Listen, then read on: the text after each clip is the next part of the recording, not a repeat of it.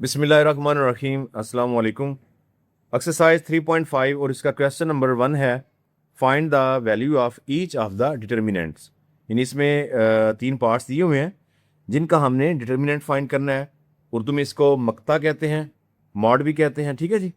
तो इसका तरीका क्या है, देखिए ये जो हमारा जो मैट्रिक्स था ये ऑलरेडी मॉड में लिखा हुआ है, ठीक है, डिटर्मिनेंट्स में लिखा हुआ है। तो हमें करना ये होता है कि इसको क्रॉस मल्टीप्लाई करना है इन इंट्रीज को, यानी 10 को हमने 6 से मल्टीप्लाई करना है और 4 को हमने 5 से मल्टीप्लाई करना है और दरमियान में माइनस साइन लगाना है। अगर इसका कोई नेम होता ना, यानी ए मैट्रिक्स है, for example A is equal to, तो फिर हमने ए के ऊपर भी ऐसे डिटर्मिनेंट लगा देना था, ओके जी।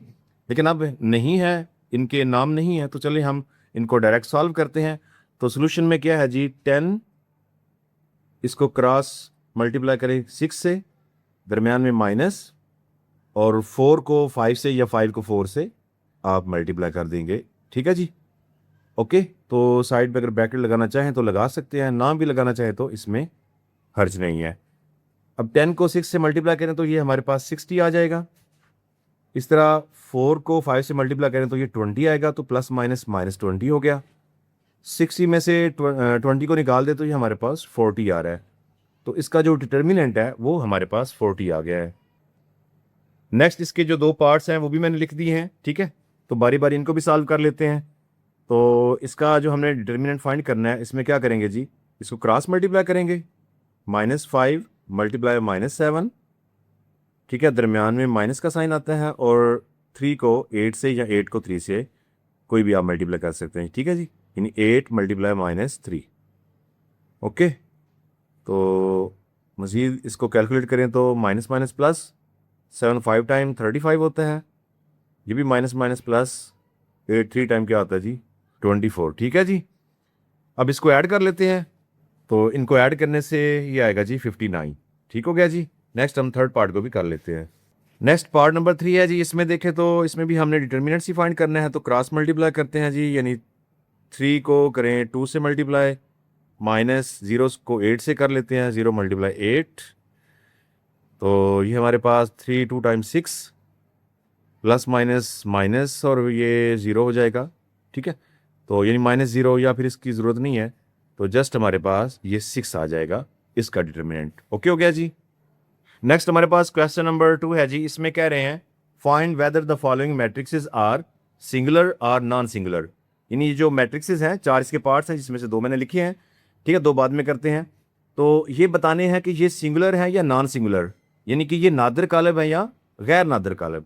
अब हमें कैसे पता चलेगा कि ये ए या बी जो है ये सिंगुलर है या नॉन सिंगुलर है, इसका हमने सिंपल डिटर्मिनेंट्स करना है, ठीक है, जैसे क्वेश्चन नंबर 1 में कर लिया।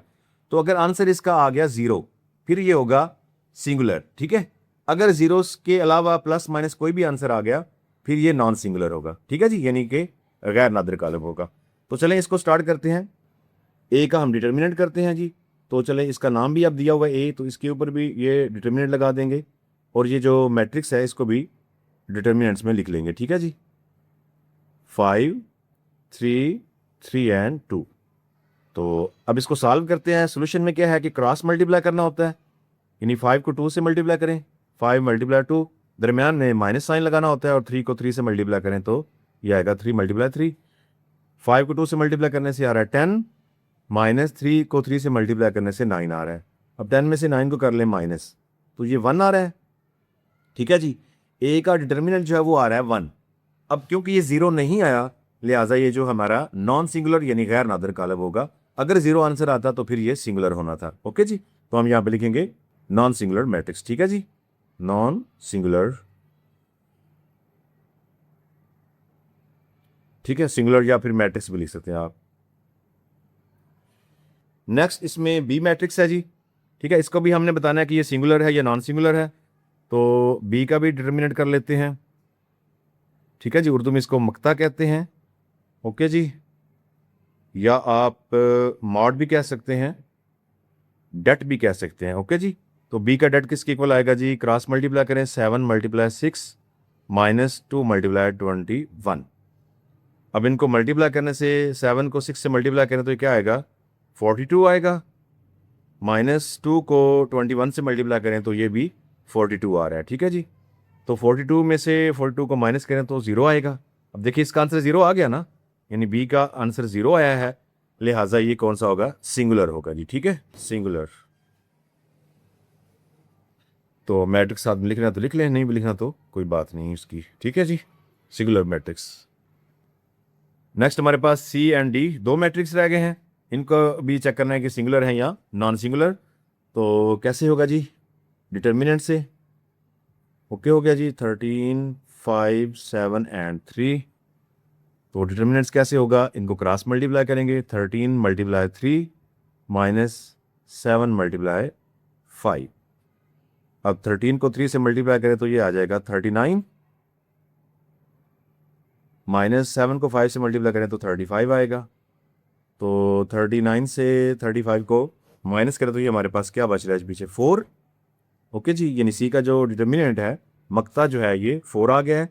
तो ये हमारे पास क्या आ गया जी, नॉन सिंगुलर मैट्रिक्स। ठीक हो गया जी।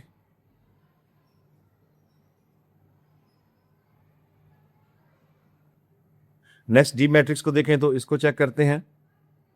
अगेन इसका फिर हम डिटर्मिनेंट करेंगे, 2, 0, 0 एंड 2 को डेट में हम क्या करते हैं जी, इनको क्रॉस मल्टीप्लाई करते हैं, 2 मल्टीप्लाई 0 माइनस 0 मल्टीप्लाई 0। तो ये सारा ओवरऑल कैलकुलेट होकर 0 ही आ जाएगा। तो जो डी मैट्रिक्स है, ठीक है, ये आप किस में आ रहा है जी, सिंगुलर में, क्योंकि इसका आंसर 0 आ गया है, सिंगुलर मैट्रिक्स। ओके जी।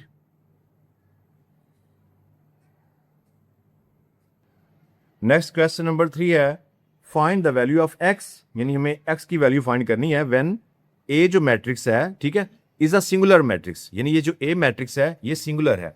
अब हमने अभी क्वेश्चन नंबर 2 में देखे कि सिंगुलर मैट्रिक्स क्या होते हैं, यानी अगर इसका डिटर्मिनेंट किया जाए, मक्ता किया जाए, तो वो 0 के इक्वल आएगा। तो इसका मतलब ये है कि हम लिखते हैं ए इज इक्वल टू एक्स 6, 5, 15, ये मैट्रिक्स, और हमें पता है ये सिंगुलर है, यानी ए का जो डेट है ये किसके इक्वल है, 0 के। तो चलें इसका डेट कर लेते हैं। इट्स मीन कि ये x 6, 5 और जो 15 का जो डिटर्मिनेंट है ये 0 के इक्वल है। ओके हो गया जी। तो डिटर्मिनेंट में हम क्या करते हैं, इसको क्रॉस मल्टीप्लाई करते हैं। ठीक है, x को मल्टीप्लाई करेंगे 15 से, माइनस 5 को मल्टीप्लाई करेंगे 6 से, और इज इक्वल टू 0। अब ये तो आएगा 15x, माइनस 5 को 6 से मल्टीप्लाई करें तो ये आ जाएगा 30 इज इक्वल टू 0। अब 30 की इधर माइनस है, इसको इस तरफ ले आए, तो चले मैं यहाँ पे कर देता हूँ आगे। तो 15 ऐसे रहेगा, 15x जो 30 है ये इक्वल के इस तरफ आएगा तो प्लस 30 हो जाएगा। ओके हो गया। अब 15 मल्टीप्लाई है x से, इसको डिवाइड कर दें, x is equal to 30 divide by 15, तो 15 जो है वो 2 टाइम होगा 30। ओके हो गया जी। तो x की वैल्यू क्या आई है जी, 2। और अगर हम इस x की वैल्यू जो 2 आई है इसको यहाँ पे रख के इसका ये डिटर्मिनेंट करें ना, तो वो 0 ही आएगा। ठीक है, यानी यहाँ पे 2 रखें और 15 को 2 से मल्टीप्लाई करें, 30 आएगा, ये भी 30 आएगा, तो माइनस होकर 0 हो जाएगा। तो इसका मतलब फिर यह है कि ये सिंगुलर मैट्रिक्स ही है। नेक्स्ट हमारे पास आ रहा है जी क्वेश्चन नंबर 4। इसमें कह रहे हैं find the adjoint of the following matrixes. ठीक है, यानी ये जो 3 मैट्रिक्स हैं ए बी सी, इनका हमने एडजॉइंट फाइंड करना है।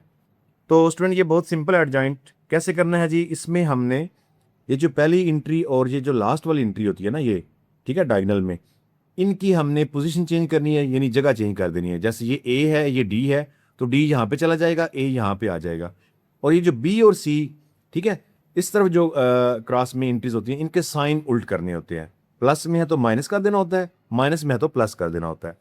तो कैसे करेंगे जी इसका, एडजॉइंट ऑफ ए, एडजॉइंट के लिए ए डी जे लिख लिए। ठीक है, एडजॉइंट ऑफ ए, इसमें हमने इनकी जगह चेंज करनी है, यानी यहाँ पे डी आ जाएगा, यहाँ पे ए आ जाएगा। ओके, इनकी जगह चेंज होगी, इसके बाद इनके साइन चेंज कर दें, तो ये ऑलरेडी प्लस में पहले तो माइनस बी हो जाएगा, ये भी माइनस सी हो जाएगा। ओके हो गया जी। नेक्स्ट हम बी का कर लेते हैं। तो एडजॉइंट ऑफ बी, इसमें भी क्या करेंगे जी, इनकी जगह चेंज करें, यानी 7 यहाँ पर, 5 यहाँ पर, और इनके साइन चेंज कर लेते हैं। ये माइनस है तो +2 हो जाएगा, ये +3 है तो ये -3 हो जाएगा। तो ये एडजॉइंट हो चुका। इसी तरह ये सी का देखें तो एडजॉइंट ऑफ सी, इनकी जगह चेंज करें, ये 2 यहाँ पे, -3 यहाँ पे आ जाएगा। अब इनके साइन चेंज करें तो +5 था, -5 कर दें, ये -3 है तो +3 कर दें। ओके हो गया जी।